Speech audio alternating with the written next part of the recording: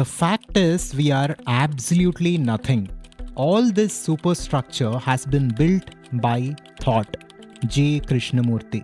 Have you ever felt a deep, unsettling fear that you are nothing at all? Most of us have this consciously or unconsciously. And this feeling of fear of being nothing and being that emptiness is what we are trying to fill with our accumulations, with our ambition, with our success, and with our goals.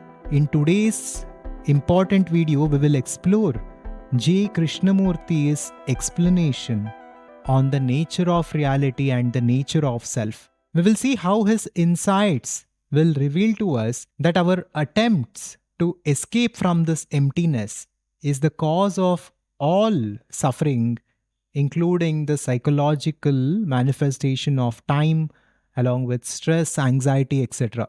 And how the solution is to simply embrace this nothingness and to give into this.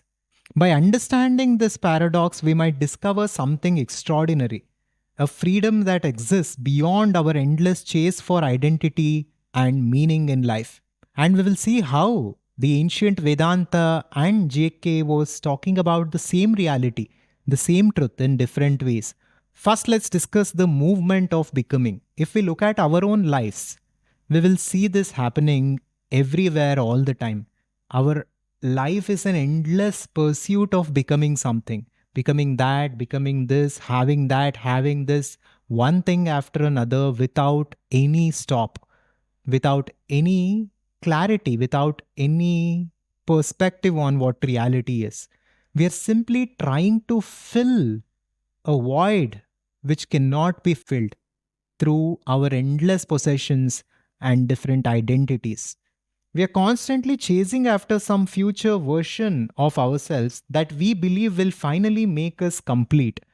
But as we all know, nothing that we acquire from the external world can actually make us complete and full. J. Krishnamurti called this phenomenon the movement of becoming. It's a profound insight into how our minds operate. We accumulate experiences, knowledge, skills, and memories as psychological building blocks for an identity that we are trying to construct. And JK recognized that all of one's education, all of one's past experience and knowledge is a movement in becoming. We are never fully present because we are always measuring the gap between our current self and some form of the ideal self that we think will make us full. JK says that our mind creates the psychological time, and through this it also creates stress and resistance. But what if this entire movement was actually an illusion and we were actually nothing within ourselves? What if you are actually nothing? Is it possible, and can we actually embrace this truth to find true fulfillment? Let us explore this further. Now, the very statement itself, when you listen to this, something within you resists this. Your logical, analytical mind will never accept that you are nothing.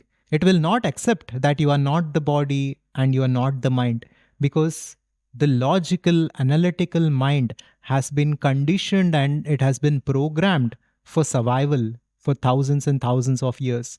So, it needs to survive because it is conditioned to survive. When we hear that we are nothing, that statement itself feels so alien to us and it feels so unreal to us because our logical mind is resisting this truth. Our fear is not just about discovering that we are nothing. It is about facing the possibility that our endless striving has been a defense mechanism against confronting who we truly are. Now let's get into the anatomy of fear and why we cannot face who we truly are. Now, when fear arises for any reason, we instantly create a division within consciousness, within our awareness.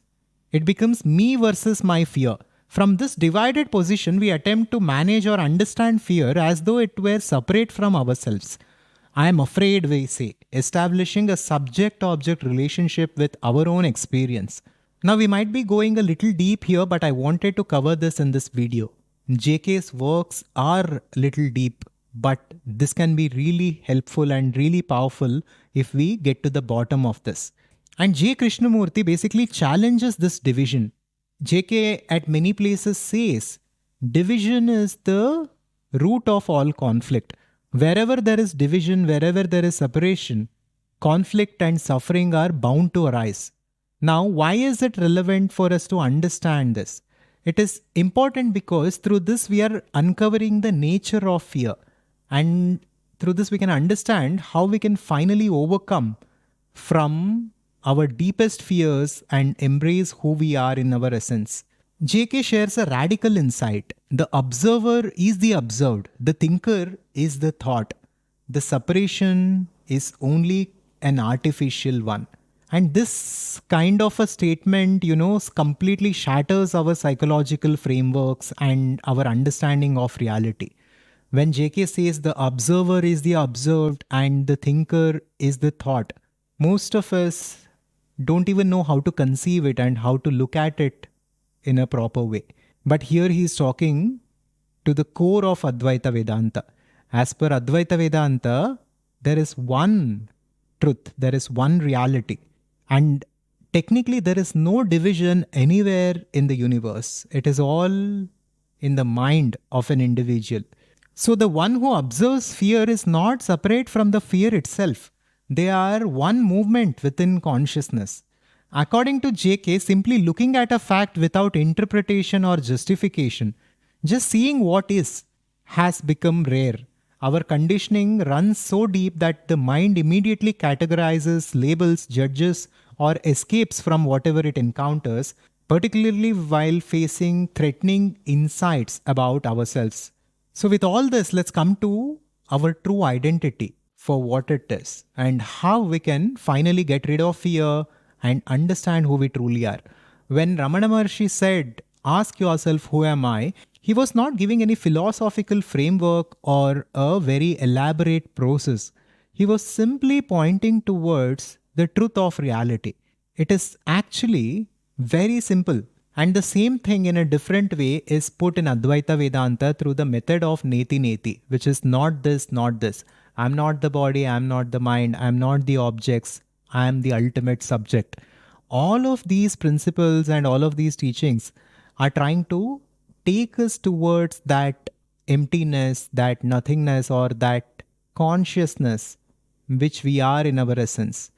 This is beyond body, mind, and all material things. So this JK calls as nothing. Now, when we sit in meditation, when we contemplate, when we go beyond the body, beyond the mind, and when we sometimes feel that emptiness, initially it is scary because the ego is losing its grip and our identity will fight because it wants to survive. But this is a false division. It is a false identity as per JK and as per Vedanta.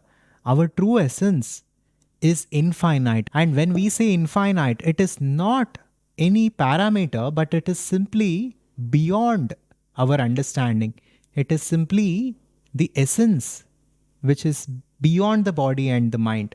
And when we learn to sit with ourselves without any division, without any mental conclusions, categorizations, labels, etc., if we can simply sit as we are, and if we see the truth and see the reality for what it is without conditioning, then we will get it, says JK.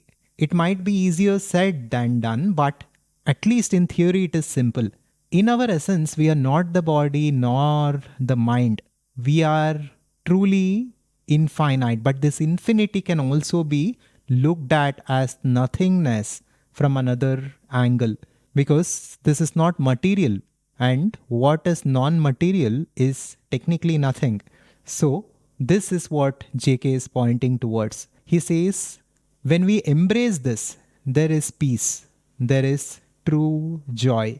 But when we fight this, and when we go into the endless chase of filling this void with some external accumulations, we will live a life of endless suffering and stress. Being nothing may not sound like an aspirational goal, but it is so, because When we achieve this state, when we truly become one with who we are, only then we are truly free from fear and suffering, and we are truly in fulfillment. And finally, as JK says, nothing means the entire world of compassion, and nothingness is supreme intelligence. This is not a mere philosophy, it's an invitation to profound transformation. So think about this and think about what your life might become if you simply embraced the fact that you are nothing, that you are not the body nor the mind, that you don't have to prove anything to anyone, that you don't have to do something or acquire something or want something or achieve something. Even as you are, without anything, as nothing, you are actually full and complete. This will be a profound experience, which is the ultimate goal for each and every one of us. And next, to understand how your attention plays a crucial role in creating your reality and in creating your subjective experience, check out this important video that we had made on the nature of attention and focus. And I will see you in the next one. Subscribe to Adhvaitha to wake up. Shivoham.